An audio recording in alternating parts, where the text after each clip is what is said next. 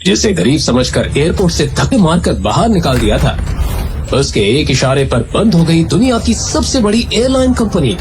इस मामूली सड़क छाप घर जमाई से अपनी बेटी का तलाक करवाना चाहती थी एक सास, कैसे एक झटके में उसी फटीचर घर जमाई ने गिफ्ट की दुनिया की सबसे महंगी कार अपनी बीवी को।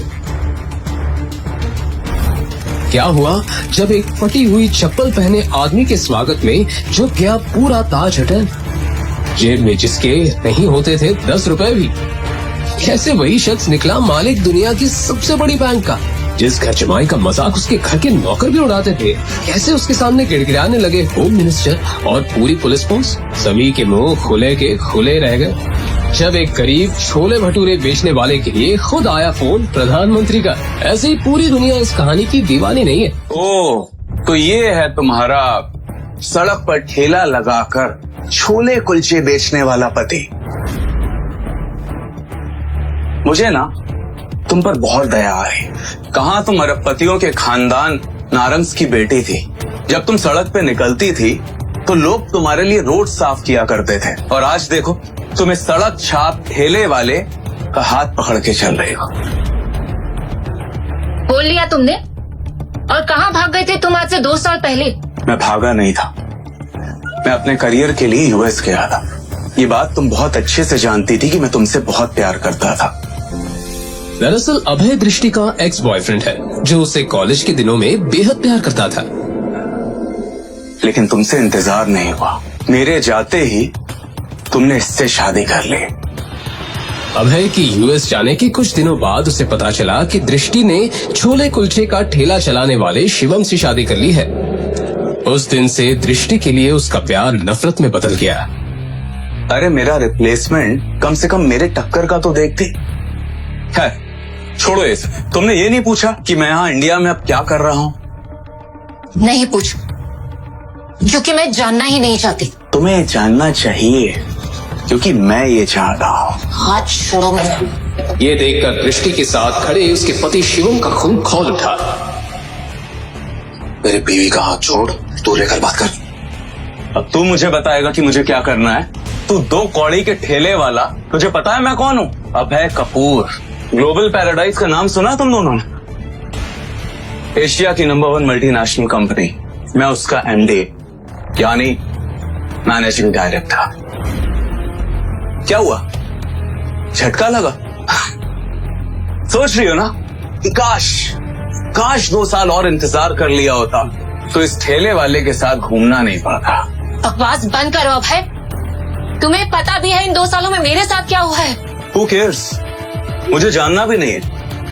और ये मगरमच्छ के आंसू टपकाने का कोई फायदा नहीं। अब ये ठेले वाला ही तुम्हारा पति है और यही तुम्हारी औकात है। जी भरकर दृष्टि को जलील करने के बाद अभय वहाँ से चला तो गया, लेकिन उसने दृष्टि के दिल को चोटिल कर दिया था। दृष्टि को इमोशनल देखकर शिवम उसे संभालना चाहता था, लेकिन दृष्टि थी जो उसे करीब भी आने नहीं देती थी। पर आज शिवम के मन को एक बात खाए जा रही थी। दृष्टि, क्या तुम आज भी वैसे प्यार करती? आज तो तुमने पूछ लिया, मगर अगली बार अपनी औकात में रहकर मुझसे कोई सवाल पूछना। मैं तुम्हें सिर्फ और सिर्फ अपने दादाजी की वजह से झेल रही हूँ। अगर मेरे हाथ में होता ना तो 1 मिनट में तुम्हें अपनी जिंदगी से निकालकर बाहर फेंक देती। चुप हो जाओ, एक शब्द मत निकालना अपनी जुबान से। तुम्हारी वजह से मेरी ये हालत है कि मैं 1-1 रुपए के लिए तरस रही हूँ, वरना नारंग मेंशन में क्या क्या ऐशो आराम नहीं थे मेरे लिए। ये सुनकर शिवम चुप हो गया और उसने मन ही मन अपने आप से कहा, तुम फिक्र मत करो दृष्टि, जिस दिन मेरी असली सच्चाई सारी दुनिया के सामने आएगी उस दिन सबके पैरों तले जमीन खिसक जाएगी। तब मैं दुनिया के सारे ऐशो आराम तो क्या सारे चांद तारे भी तुम्हारे कदमों में बिछा दूंगा। ये मेरा वादा है। शादी के 1 हफ्ते बाद भवानी नारंग की मृत्यु हो गई। पूरे परिवार को बड़ा झटका लगा। नारंग परिवार में शिवम को भवानी नारंग के सिवाय कोई पसंद नहीं करता था। वो चुपचाप खड़ा सब कुछ देख रहा था। भवानी नारंग के मरते ही घर में झगड़े शुरू हो गए और इसी के साथ दृष्टि के माता पिता को नारंग खानदान के बिजनेस और प्रॉपर्टी दोनों से बेदखल कर दिया गया। शिवम को बुरा तो लग रहा था, लेकिन वो कुछ कर नहीं पा रहा था। इस हादसे के बाद दृष्टि अपने पिता की छोटी सी फैक्ट्री चलाने लगी, पर शादी के 2 साल बीत जाने के बावजूद दृष्टि ने आज तक शिवम को अपना पति नहीं स्वीकारा था। वहीं अभय अपनी आलीशान डाइनिंग टेबल पर ब्रेकफास्ट कर रहा था। तभी अचानक उसका फोन बजा। उसने कॉल रिसीव किया और किसी से बात करते हुए गुस्से से चिल्ला उठा, व्हाट द हेल? मेरे बैंक अकाउंट और कार्ड कैसे ब्लॉक हो सकते हैं? तुम्हें पता है आज मुझे कितनी इंपॉर्टेंट डील क्रैक करनी थी और कंपनी के एसेट्स के लिए मुझे इन्वेस्टमेंट करना था। तुम्हारे बेकार सिस्टम की वजह से ना सब खराब हो गया। नाउ यू टेल मी कि अब क्या किया जाए? सर, आपको हुई असुविधा के लिए हमें खेद है। हमें ये इश्यू रिजॉल्व करने की कोशिश करते हैं। मुझे कुछ भी नहीं सुनना है। कल तक अगर ये सब ठीक नहीं हुआ ना तो मुझसे बुरा कोई भी नहीं होगा। ये बोलकर अभय ने गुस्से में फोन काट दिया। यस यस मिस्टर प्रदीप, मैं बस पहुंच ही गई हूँ। हाँ, लिफ्ट के बाहर ही हूँ। यस यस, हाँ, I will see you. God,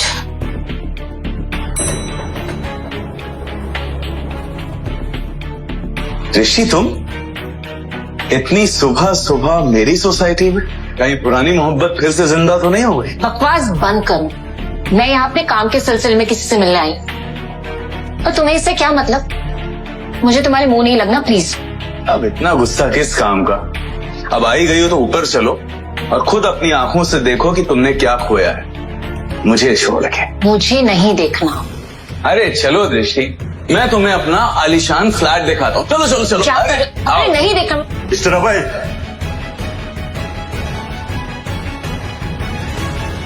mister अभय, आपको हाउसिंग कंपनी से नोटिस देना है। नोटिस? यस। जैसे ही अभय ने वो नोटिस खोलकर पढ़ा, उसके होश उड़ गए। व्हाट? आज के आज मुझे फ्लैट खाली करना होगा? नहीं नहीं नहीं, ऐसा नहीं हो सकता। जरूर ये कोई फॉल्स नोटिस है। मुझे अभी ऑफिस जाके पता करना होगा।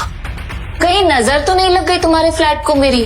ओ शराब दृष्टि, मेरे लिए तुम्हारी औकात एक चींटी जितनी भी नहीं है। अब मुझे धमकी बाद में देना मिस्टर अभय।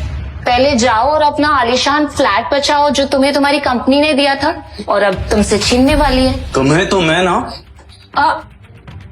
बाय, मेरी लिफ्ट आ गई।